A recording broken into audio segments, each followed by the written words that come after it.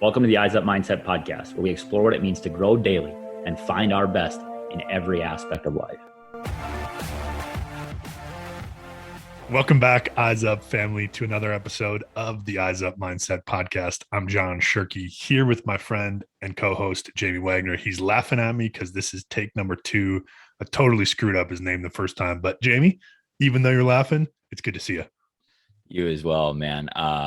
We've only been friends for almost 20 years. It's hard to get more than names, right? So people talk about, more than we weren't friends, right? Or more than we didn't know each other. We've been friends longer than that now. So that's pretty cool. Yeah, that's a wild deal to think about. Mostly that means we're getting old, I think, right? That we have enough life experience. No, I went for a run the other day and took a random weird step, and now my knee is all barking at me. And I text Luke, guy who kind of put me on the running challenge, and said, my knee is messed up. It sucks getting old. So that's a mindset that I need to shift, because I saw a video of a 101-year-old man in a race relatively recently and was like, okay, he didn't win, let's be real, but he was out there, he was competing. Like, it's a mindset. You have the choice. I can't is a choice.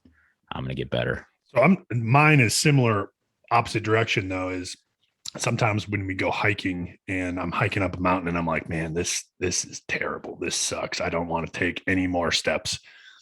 And then I see like a 4-year-old walking down that has already been to the top of the mountain. My mindset shift has to be like, okay, I can actually do more probably than I think I can. So being the parent of a nearly 2-year-old, their energy is boundless and endless. So I don't know, like, give yourself some grace here, John. It's okay. No, definitely. But it's more that I get to that dark place of like, I'm going to quit. I don't want to do this anymore. And then it's like, okay, if this tiny little human being can do this thing as a grown adult, I have the strength and the ability to make it up there if I choose to. So I can't as a choice. If you haven't listened, that's a couple of episodes ago. On to this conversation today, Jamie, our guest today was someone we were put on by some of our listeners and said, hey, got to have this guy on, talk to him. It's a cool story. Yeah. He's going to get into the details of why his life was kind of filled with some tremendous challenge, and to be as young as he is and to have had the experiences that he's had, and then to be able to shape his perspective and his world in the way that he does is inspiring. His life was clearly transformed by an event that he had no control over. And a lot of our lives are shaped by what's going on outside of us. We get to choose how we respond to that thing. And his response and his determination, grit, effort to get to where he is today it's really, really cool. We got better today with Brady Damhof and his story. You will get better as well. Here we go. We are now joined by a very special guest. You know what? I've been looking forward to this conversation for a while, partly because we've had multiple people reach out to us and say, hey, you got to have this guy on. And it's people that I trust, people that I care about. And Brady Damhof, welcome to the Eyes Up Mindset podcast. Hey, I appreciate it, guys. Thanks for having me. Yeah, like John said, we've been given the heads up that your story is really powerful and impactful. Before we dive too much into that, what are you up to right now? Tell us a little bit of what your current status is so that we can kind of shed the light on how you've got to here, which is pretty cool. Sure. 25-year-old single male that has, had a pretty cool journey. I'm currently living in Alexandria, Minnesota. Took a position promotion from my company to move up here. Didn't know anyone. Just was like, let's go. This is awesome. Great opportunity. Finally got out of the parents' house after college. So I'm like, hey, let's do this journey. And now I'm here, living alone, meeting people I've never thought I'd meet, never thought I'd be on this podcast. So things are looking up. So I appreciate it. So before we go any further, if you are not watching on the YouTube channel, Brady is rocking a Live Eyes Up wall hanging. I thought I literally was the only person on earth that had one of those, and he pops on the camera and he's got one. That's sweet, man. Yeah. I'm telling you, this podcast has been life-changing, and there's no better title than Live Eyes Up. Like, if you're not living eyes up, how you living? Like, you always got to look into it. Like, what's the purpose of life if you have your head down, eyes down? Like, get that chin up, look ahead, live eyes up. Man, I think that's huge. one of many nuggets that's going to come out of this. But before we go any further, I think there's one other logistic thing that we got to clear up. Where did you go to school? I'm a big Johnny's. That's why I didn't wear my St. John's shirt, or I didn't put the flag up. I actually took the flag down. I knew it was a pretty big win a couple weeks ago, 6 points. But I got a cousin. It's tough on us. I know. I'm sorry. I got a cousin that starts, so I gotta make sure we're winning them all. That's fair. Normally we wouldn't be as gracious as to bring a Johnny onto our podcast, but we are excited to hear your story and talk to you today. Full disclosure, Tommy, right? For sure. For you non-Minnesotans out there, this is way inside baseball, but this is a college rivalry. Our two schools, big football rivals, and of course, it is better than a Tommy, which is also kind of the third in that triumvirate of gross purple. Gross. And full disclosure, one of our best friends is an alum, is a Johnny, so we can't be too mad at you. Perfect. No, we tell people all the time, there occasionally are people that come out of St. John's that,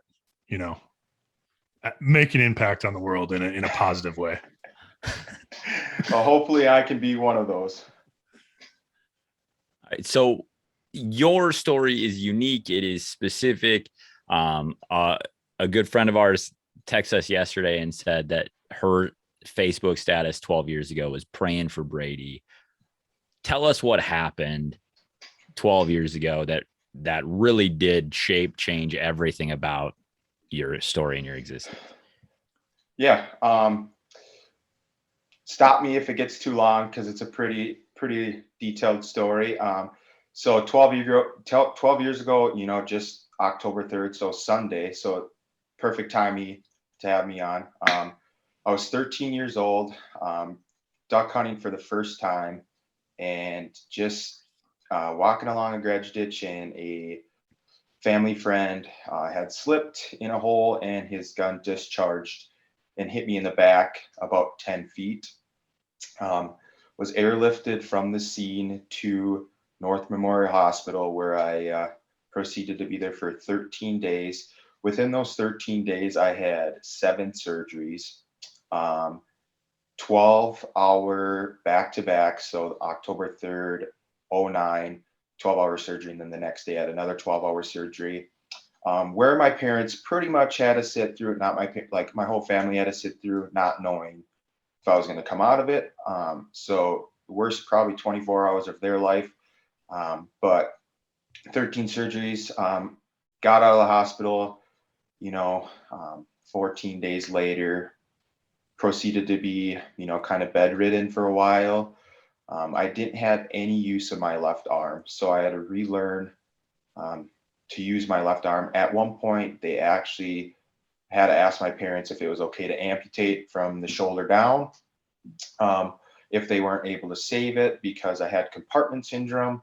That was probably the worst after, when they had to replace my artery in my chest. Compartment syndrome, if someone's not familiar with that, is pretty much the scientific name of a bruise, where all the blood and pressure in your body runs to that muscle and heals it. Well, it ran to my whole arm and had to heal all that. So it ended up killing a bunch of nerves. So that's why if they're like, if we don't act on this now, he's going to lose his arm. So they were able to save that. So blessed to have both arms. But got home, wasn't able to be in my 8th grade year. Didn't go to school maybe for the first 2 months because obviously it happened in October. Missed my whole 8th grade year.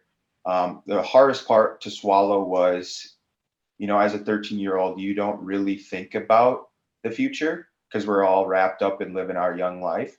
Well, during those 14 days, especially the first couple hours of it after it happening, I was like, what's the purpose? Like, my whole life is ruined.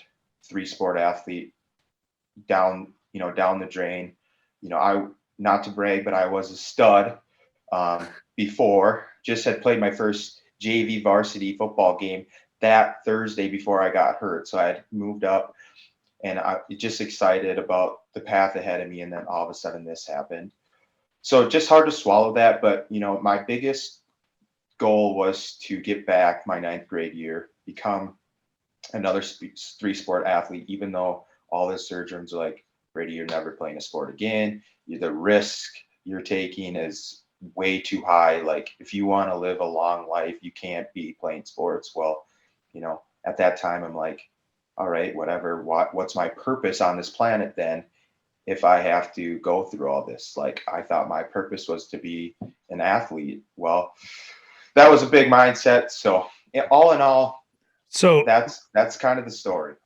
Well, there's more to the story. We'll get to that, but take us back to that time if you could, because you talked about those first 14 days and you're like, what is the purpose? And then somewhere there was a shift. Somewhere there was, and whether it was something or someone or something happened for you.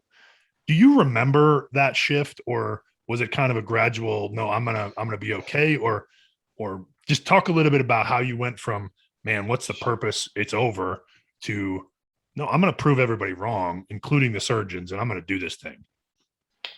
Well, how deep do you want me to go? As deep as you need to, man. Yeah. Okay. So, the first few hours after it happened, there was a time the EMTs had said, you can't fall asleep. Like, keep your eyes open, because they're worried my body was going to shut down. Sure. Well, I was in shock, so I couldn't see anything, but I could hear, I could feel, I could breathe. I just remember. So, like, I know what it's like to be blind for a few hours. So in that point, I was sitting there and they're telling me, like, you can't fall asleep. And that's where I was like, well, why not? Like, why can't I just go? If this is my time, why can't I go? And, I truly believe in, faith. And at that time, I felt like I was in heaven with my grandpa, and my grandpa had said, no, dude, this is not your time. This is going to change your life. After this, you're going to look back in 12 years and be like, hey, now look at this. Like, you've overcame.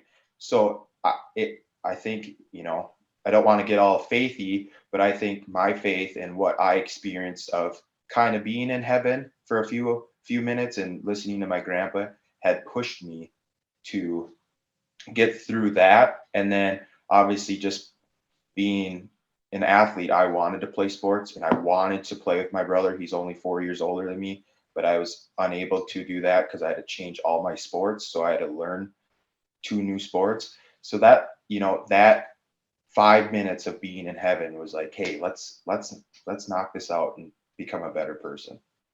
So having that perspective shift, that capacity to say, it's not over, it's not done. What do you then do? Like, obviously the process of regaining, they thought you're going to lose your arm.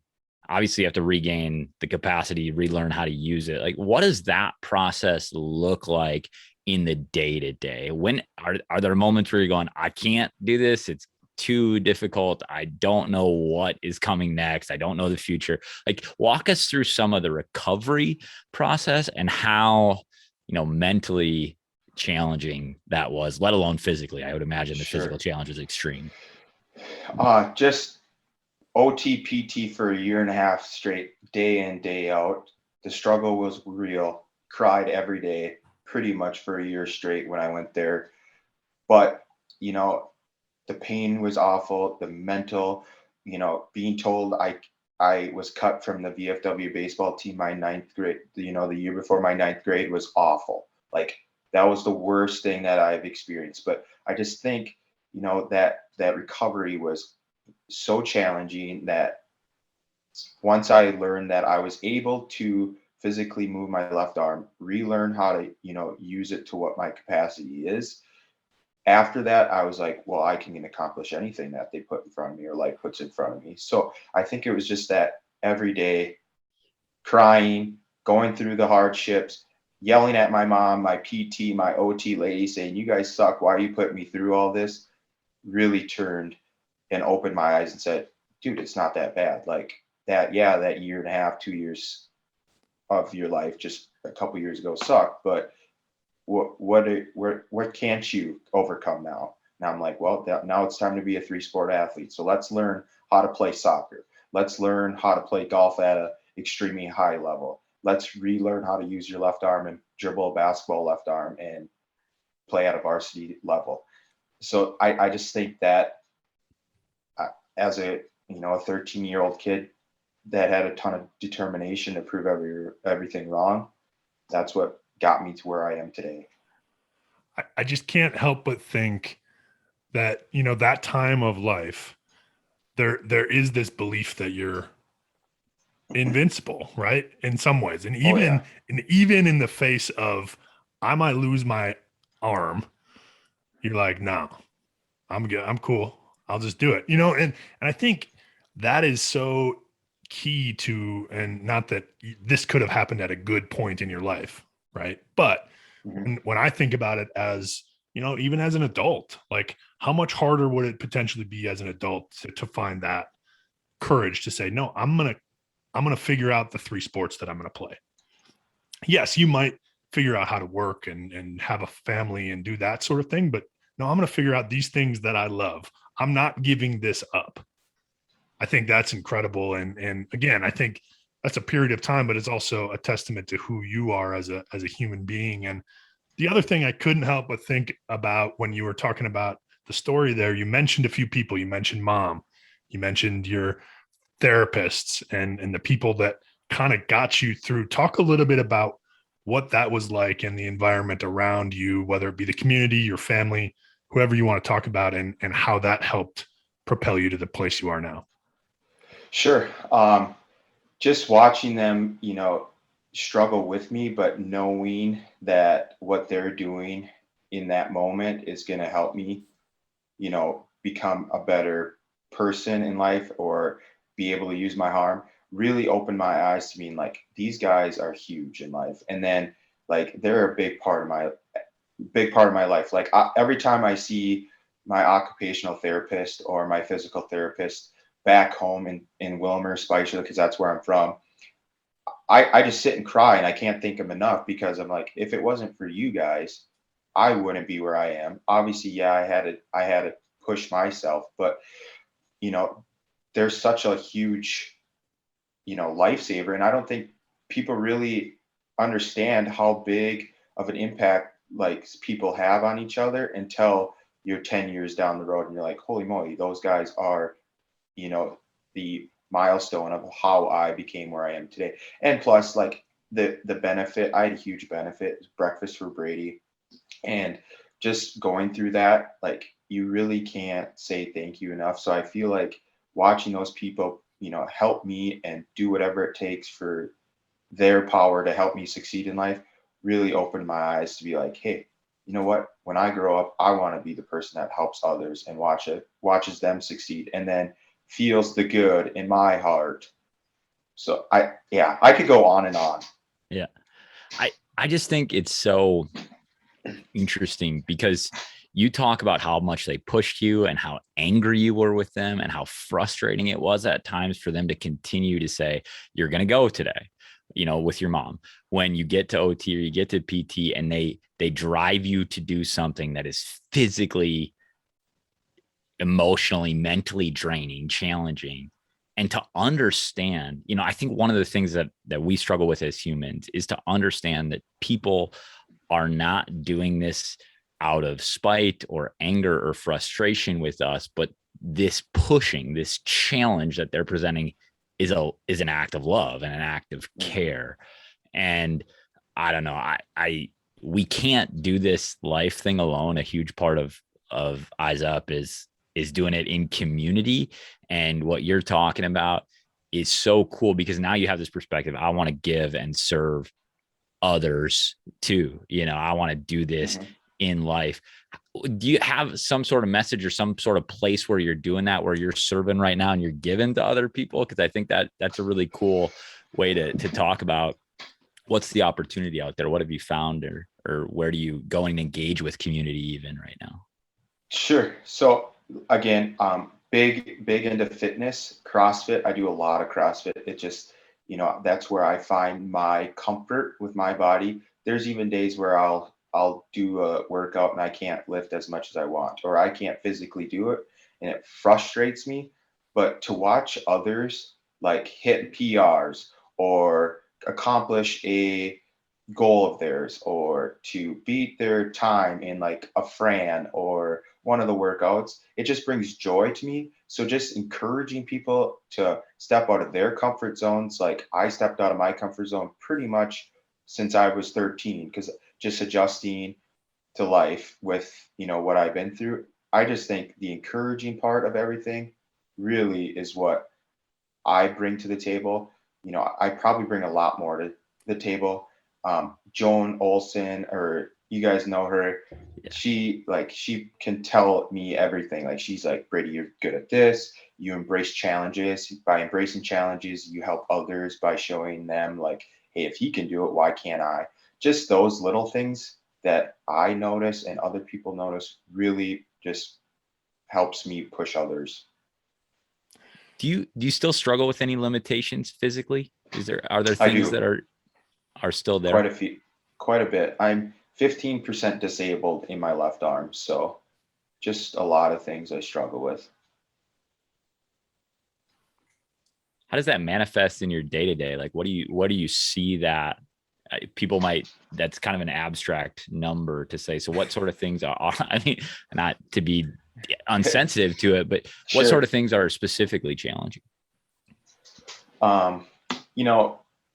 Making hand gestures, like if I rep basketball, so I do get a lot of feedback on like when I call a foul or do a three, people, if they're unhappy with me, make fun of me, oh, look at your arm, but stuff like that. Golf, there's limitations in golf. I had to relearn a new swing. So if I, shoot an 82 or 3, I just get annoyed. I'm like, God, if you weren't shot, you could probably shoot a lot better. But, it really doesn't affect me now. I really don't notice. Yeah. 2 or 3 years after, when I was still in like high school and college, and people would notice my scars and stuff like that, I would get self-conscious and try to cover them up and, beat around the bush of not talking about my story. But now I don't, if people have questions or see it and ask me about it, they're in for a treat. No question. Brady, you strike me as a guy who always has something you're striving for, competing in, working towards. What do you got right now that you're working on, whether it be professionally, in your fitness life, whatever? What are you competing towards? I'm competing probably towards, striving in fitness, best shape I've ever been in since probably soccer. So just trying physically wise, I'm just trying to, compete. I want to compete in CrossFit. So I actually do have a competition here next Saturday, just a local one here in Alexandria. So I'm pretty excited for that. Otherwise, professionally, I do hope to do, I know it's a long shot, but again, that's just another bump in the road, is I hope to have a nonprofit of my own someday that benefits. I'm not sure. I want a nonprofit that I can watch succeed and know that it's benefiting others and helping their lives in ways that, I don't probably see, but that I know it's helping them in the long run. So when you were in the darkness of this stuff, like what was the biggest factor for you, right? Was it, I think John spoke one potential is this love of sport and going and seeking that? Was it the people? Was it because I think there are a lot of people that go through struggle, that go through extreme challenge, and they don't necessarily know what's going to pull them out of it. I think hearing somebody else's story about, here are the things I was able to focus on, and it might be more than one. I think that's a reality too. So were there pieces in the real thick of it that helped you more than others? Yeah. Being, like I said earlier, I was, that stud before I got hurt. So just being able to be in sports again and competing with my friends was a huge factor of like getting, determination and determine that I'm going to play with them varsity level when I'm a junior and senior in high school. It was huge. My brother, wanting to play with him in a sport, like I always thought it was cool seeing a senior brother and a freshman, oh, that's pretty cool to do. So that was one of my main goals, and just showing people that, you can go through a very serious thing in life, but that shouldn't hold you back from who you are, is what ultimately I focused on. And, this accident is probably for the better in myself, because I do see life at a completely different angle and a completely different view than I would have if I would have never went through this. And again, I just focused on myself, the determination, self-confidence. I feel like self-confidence is key into getting through anything that's you struggle in life. I feel like people lack that, and that's why they struggle to get out of that, dark hole. So just pretty much just trying to get through things and living my best life and showing people you can. Again, it brings me back full circle to watching people succeed before I succeed. That's what just has driven me to become just the person I am today. What an incredible perspective to be able to sit here, Brady, and say, I am better because of this accident, this thing that changed everything in my life. I think and I say we, but all of us go through life and things happen to us and we have a choice. And most of the time it isn't a major accident where we end up in the hospital, not sure if we're going to live, not sure if we're going to have our arm. Mm-hmm. But every day we have that choice. Every day there are things that happen to us that we get to decide, is this going to make us a better person and better in the future or not? And to look at this and say, because you could have easily gone the other way, and it's like, oh, I can't play sports. Like you said, back to the beginning, what's the purpose, right? But what an incredible testimony and story. Jamie, do you have other questions? I don't. I'm just grateful. I'm grateful for the perspective that you have, because there's, like John said, we all go through a place where it's really easy to say, this thing is the reason I am not succeeding. This is the reason I have been damaged in life. And for you to be able to say the opposite of that and to be that example, thank you for that. Because what we're trying to do is the exact same thing you're trying to do, to grow people while you're just doing it in your day-to-day, man. And that's really, really cool. So yeah, it is also astounding, because I do have friends, family, relative, all those people, and you see people go through challenges too. But I feel like so many people are opt just to throw it in, like, I give up, like, God, this is God's plan, I give up. Like, and that's why I want to, you guys inspire me. Trevor Solom inspires me. Like, how that he's going through hardships right now. Like, people have it way worse, but what can you not find in life that just throws it in there? Like, there's so much more to life than giving up.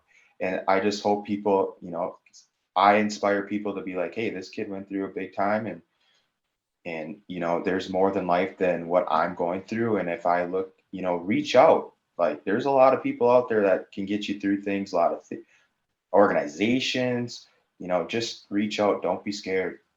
Just like I said, I could go on and on about this topic, and I love talking about life like this. And that's one of the reasons why I have this flag and listen to you guys every week. Appreciate it, my man. The story is incredible. If people do want to reach out and hear more about your story, or if somebody out there is listening and says, hey, I'm just starting a nonprofit, Brady would be perfect. How do I get you into it?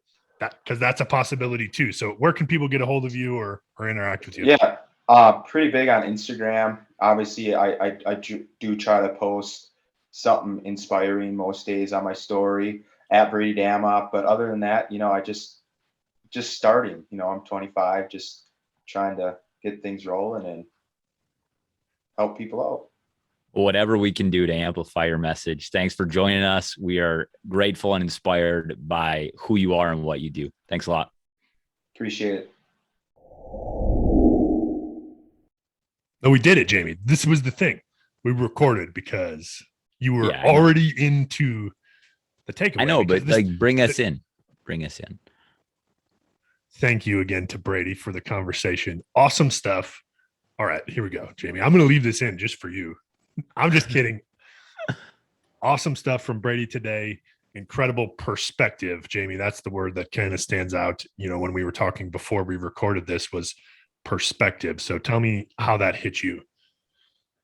I just think so many of us, and we allude to this a little bit in the podcast, but I can think of people in my life right now that have an excuse about something in their life that is like, if this thing wouldn't have happened. Wait, people or you? Sorry. Yes. I'll go with Trevor Solom, one of our recent guests. Many of you know him.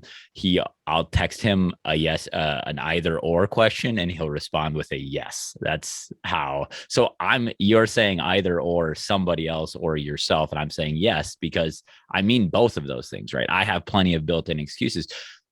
And I can just think of somebody going, oh, this thing happened in my life when I was 15 or when I was 8 or when I was 25. And if it wouldn't have happened, my life would be different and I would have a better existence. Well, Brady had a tremendously traumatic experience. And he's going, no, my life is actually better because of that thing, because I used it to better my life. Right? Because I had to go and do the work to restore the use of my arm. I had to go and do the work to get in touch with what is the purpose of my life if I don't have these things that I thought were the defining characteristics of my life. And I think so many of us, myself included, get stuck in this is what I'm supposed to be doing. This is my purpose in life. And when it doesn't come to fruition, now I look outside of myself. I look for other reasons that it didn't come to pass. And I feel sorry for myself, or I blame somebody else, or whatever it might be. And Brady's perspective is like, no, I'm in charge of that stuff. I had it almost taken. I'm going to take control. And that is such wisdom from somebody so young, but at the same time, he's gone through more life experience than any of us can possibly fathom or imagine, for the most part. I think what hit me was how that's the broad version, right? That's the zoomed out when we have a major hinge moment in our lives. But what about the everyday? I think that was where, for me, and I called you out because I knew it was true for you and it's true for me. Every day I make excuses and I say, man, I wish I would have done this, and my day would have been better, or I would have gotten more done. But in the moment, right, it's like, I don't really feel like doing that right now. And so the perspective for me was the zoomed in version of how every day we have those choices. So don't let those pass either, because it doesn't have to be a life altering moment where, for Brady, he gets shot in the back, he's in the hospital, he goes through the surgeries, doesn't know what the future holds. Those times, and I don't want to say it's easier, right? But you're kind of forced to make the decision. Exactly. In the daily life, right? Our intentional everyday routine, the choices that we make every day, you're not necessarily forced. It's not punching you right in the nose, but it doesn't make it any less important to say, hey, this thing right now is important. Don't make an excuse. I'm gonna be better because I go through this difficult thing, or I push through that thought that I don't want to do it right now. Well, and Brady's story holds some of that, right? I don't want to go to OT. I don't want to go to PT. They're pushing me. I'm crying. I'm frustrated. I don't want to do this. Right. And yet he's a little bit forced because I'm not going to be able to use my arm. I'm not going to be able to have full functional life unless I go through this challenge. Guess what? Neither are we. Right. We're going to be stunted in terms of our emotional development, our relational development, our career growth path, whatever it is. You're not going to have a fully formed, deeply formed life unless you do the work with consistency. And this is not me telling you all. This is fingers pointing right back at me that, Jamie, you are not going to have a fully formed life unless we do the hard work of the day-to-day choices of, I don't want to do this, but it's going to grow me. I better go there. The other thing he said that was just to smash me right across the face was, there's so much more to life than giving up. And he kind of like, he was talking about, he was giving it a story and he was just getting so fired up, and that came out and it was like, holy cow, that's really good. Right. How often do we allow ourselves to give up, again, in the big things, but also in the small things of, it doesn't really matter if I have this another cup of coffee. That's for me, right? Like, I can drink coffee all day, and I do. Sometimes it negatively impacts me, right? Or I can have this another piece of pizza, or I can skip this workout, or I don't need to read. I don't need to sleep as much tonight, right? Whatever it might be, but there's so much more to life than just giving up. And what an awesome calling. And the giving up thing to me is intention, right? I give up my intention. I give up my purpose. And we come back to this foundational piece so often. You got to be intentional, but we might set an intention and then we give up on the intention. And like, there's so much more to life than giving up on the things that we want, desire, are purposeful, are called to in life. And again, a young man bringing us incredible wisdom that can lead us and direct us as we attack this thing, as we try to live Eyes Up daily. And he's certainly doing that, and hats off to him. What a cool example. Thank you for joining us and getting better today. If you have a takeaway that is different than ours and you want to share it, send us an email, eyesupmindset@gmail.com. Reach out on our socials @eyesupmindset. Jamie, awesome to be with you again today. Listeners, thank you for joining us. And as always, live Eyes Up.